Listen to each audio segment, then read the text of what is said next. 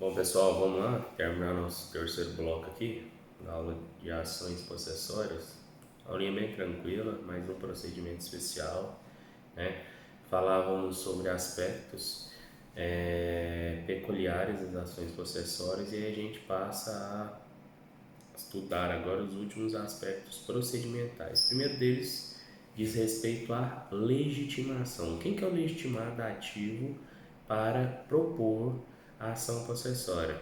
Ativo é aquele possuidor, né? Seja ele direto ou indireto. Tanto o possuidor direto quanto o possuidor indireto, ele será legitimado ativo para propor a ação possessória. Passivo. Quem será o legitimado passivo para responder à ação possessória? Será aquele que tiver praticado o ato de ofensa à posse, certo? Então, o legitimado passivo será aquele que ofendeu a posse. Beleza? Legitimidade, anotaram aí. Foro competente, cabe aqui 4 análises, certo? Vai depender primeiro do tipo do bem, né? Cuja posse foi atacada. Olha só, se forem coisas móveis, o juízo competente ele está lá no artigo 46 do Código de Processo Civil. Então, anote aí, se for coisa móvel, o juízo competente está lá no artigo 46 do Código de Processo Civil. E o que diz, né, o artigo 46 do Código de Processo Civil? Vamos abrir? O que diz o artigo 46 do Código de Processo Civil? Estou abrindo aqui para poder fazer a leitura para vocês, né, do artigo 46 do CPC, que era internet de lei. Está aqui: a ação fundada em direito pessoal ou em direito real sobre bens móveis será proposta em regra no foro do domicílio do réu. A ação fundada em direito pessoal ou em direito real sobre bens móveis será proposta em regra no foro de domicílio do réu. Tendo mais de um domicílio, será demandado no foro de qualquer um deles. Beleza? Tranquilo? Dúvidas? Então, se for coisa móvel, artigo 46. E se for bens imóveis? Já no tocante a bens imóveis, né, a situação ela está prevista lá no artigo 47, parágrafo 2º. Se for bem imóvel, né, o foro competente ele está lá no artigo 47, parágrafo parágrafo 2º. Espero que seja só um mero resfriadinho essa tosse aqui, tá? Tá lá, o que diz o parágrafo 2º? A ação possessória imobiliária será proposta no foro da situação da coisa cujo juízo tem competência absoluta. Então, cujo juízo tem competência absoluta. Se tem competência absoluta, significa que ela não pode ser prorrogada. Então, se o bem é imóvel, foro da situação da coisa. Beleza? Observação: se o bem possui valor inferior a 40 salários mínimos, poderá ser manejado perante o juizado especial. Então, se o bem for de valor inferior a 40 salários mínimos, a ação poderá ser manejada no juizado especial. Beleza, gente? Tranquilo? Última observação sobre o foro competente, né? Se o bem, né, discutido tiver interesse da União, alguma autarquia, alguma empresa pública ou fundação, a competência será da Justiça Federal. Então, se houver interesse da União, uma de suas autarquias, empresas públicas ou fundações, a competência para essa ação possessória será a Justiça Federal. Tranquilo? Dúvidas? Vamos para frente, né? É possível a tutela antecipada? Sim ou não? É possível se pedir a tutela antecipada? Professor, o senhor falou agorinha que pode se pedir a liminar, né, na ação possessória de força nova. Gente, pode ou não? A situação está lá no artigo 561 do CPC, né? Tá lá no artigo 561 do CPC, que assim diz: incumbe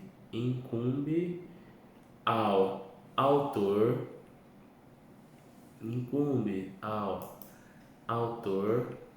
passou abrindo aqui, eu só lembro do começo. Incumbe ao autor provar, inciso 1, a sua posse. 2. A turbação ou esbulho praticado pelo réu. 3. A data da turbação ou do esbulho. 4. A continuação da posse, embora turbada, na ação de manutenção, ou a perda da posse na ação, né, de reintegração. Beleza? Tranquilo? Então, é permitida a tutela antecipada? Sim, certo? É perfeitamente possível, desde que a ação seja de força nova, né, incumbindo o autor a provar as situações do artigo 561.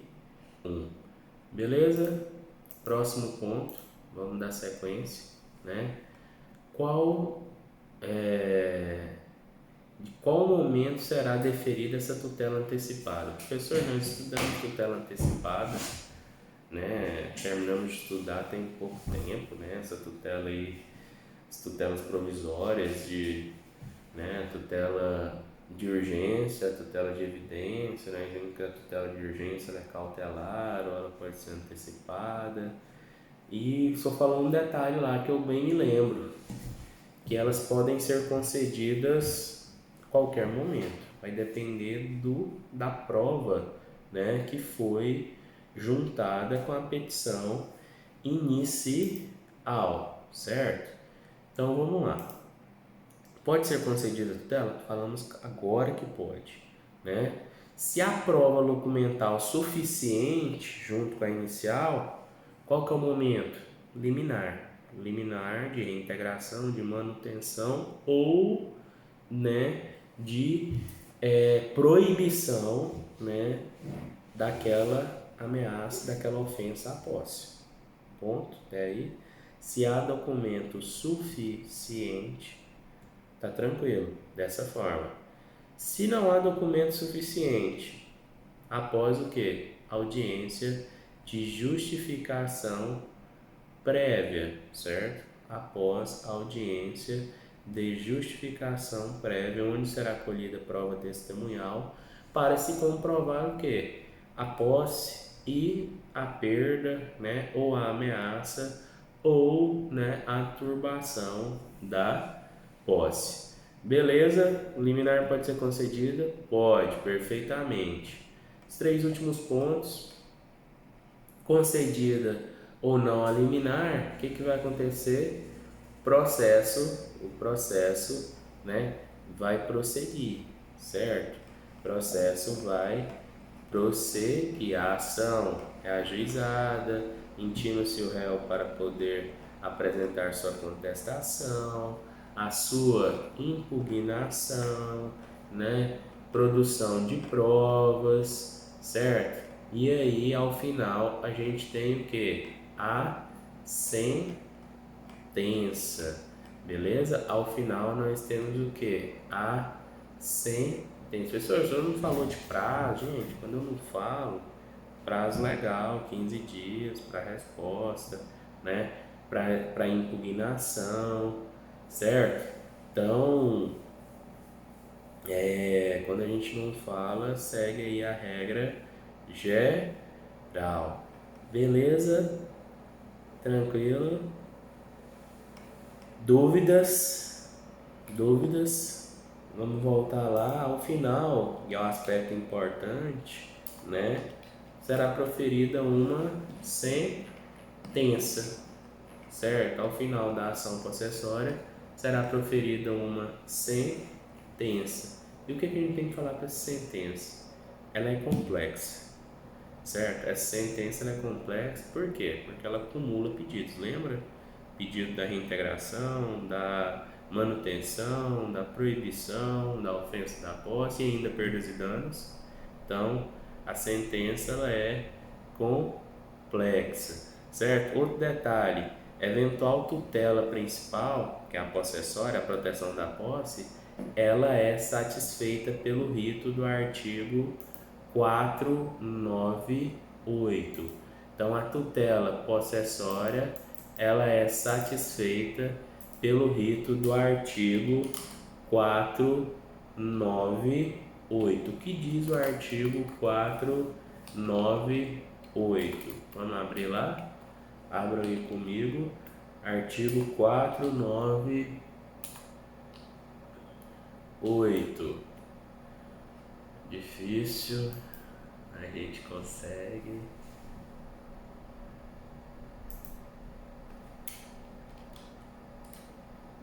Artigo 44998.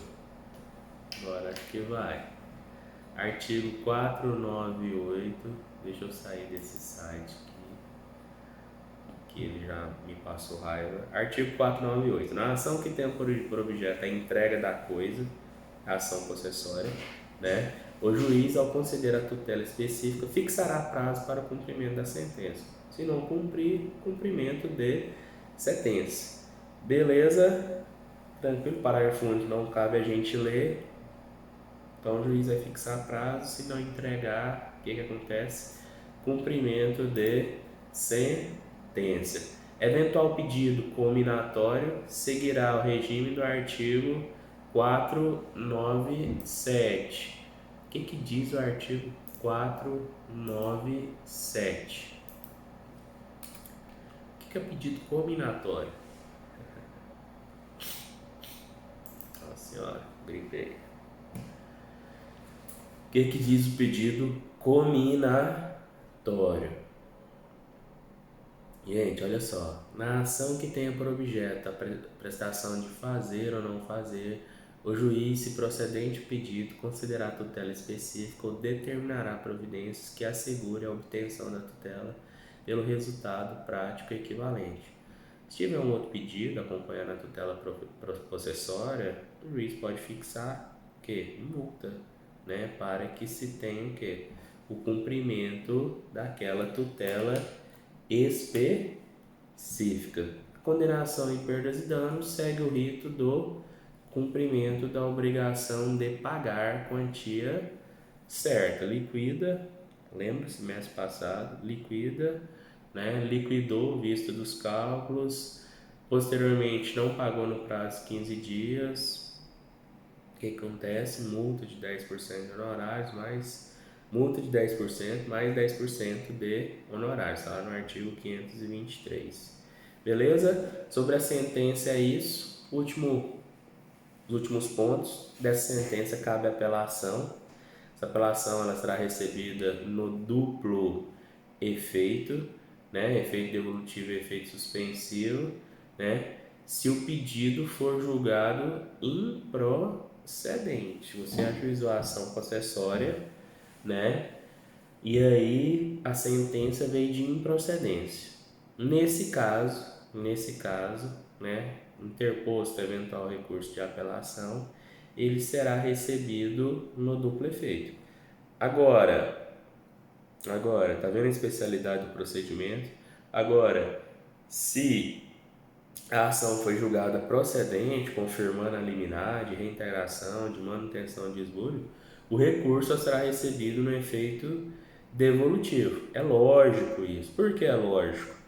Gente, vamos lá, você conseguiu a liminar, você está com um bem. Aí vem a sentença e julgou procedente. Aí o fato de ser interposto o recurso e recebido no duplo efeito, você ia ter que sair da posse do bem. Então não faz sentido. Beleza? Sobre sentença, sobre recurso é isso. Para finalizar, litígios coletivos pela posse de bem imóvel. Gente, tem um procedimento previsto lá no artigo 565, certo? Há situações de favelas, de invasões, em que muitas pessoas, né, passam, né, para posse de um determinado local. O procedimento está lá, é no artigo 565, ele tem 5 parágrafos. Vamos ler ele para finalizar?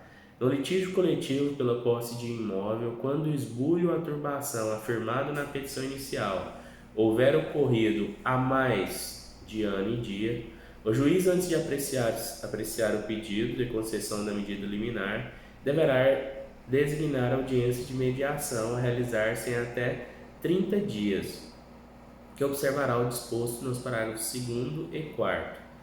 Parágrafo 1º.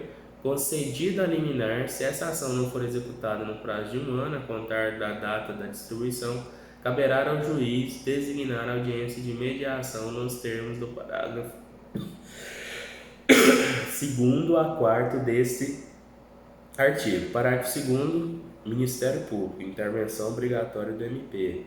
O Ministério Público será intimado para comparecer à audiência, a Defensoria Pública será intimada sempre que houver parte beneficiária da gratuidade da Justiça. Parágrafo 3º. O juiz poderá comparecer à área objeto do litígio. Olha só, princípio da inércia processual, exceção que o juiz pode ir lá, né, visualizar com seus próprios olhos, né, essa área, né, objeto do litígio, né, quando sua presença fizer necessária a efetivação da tutela jurisdicional, e ver se realmente aquele povo está lá, quem é que está lá, que situação que está.